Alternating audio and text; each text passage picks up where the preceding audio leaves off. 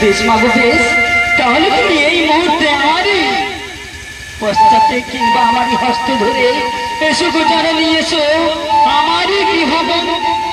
তাই চল। বলো মাতা। তুই তো আমাকে পাঠালি সেই দিলীপ নগরে। মাতা গো। ওরে সে রাজন যে আমাকে তিরস্কার করিয়াছে। কেন মাতা?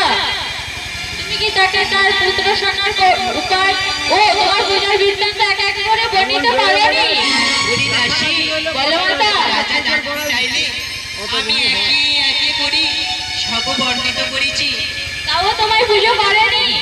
দাসী, এই অভাগিনীর আর মনে হয় কোথাও পুজো হবে না রে দাসী। ওকে জানানি, এর আরো একটি উপায় আছে।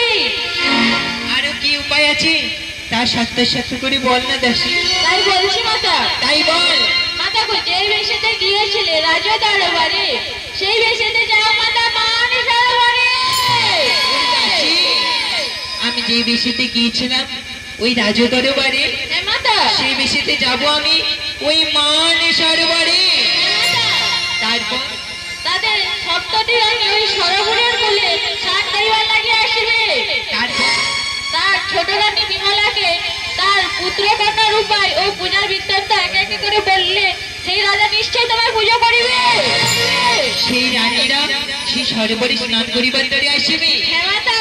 তাহার মধ্যে তাহার ছোট রানী বিমলা আছে, তাকে হাত করে ছলনার উপায় হাতী পুত্রের বরদান দিলে সে রাজাকে আমাকে পুজো করিবে। হ্যাঁ মাতা, নিশ্চয়ই করবে। করবে তো দাসী? হ্যাঁ মাতা। তাহলে আমি সেই বেশে চলে যাই সেই মান সরোবরে।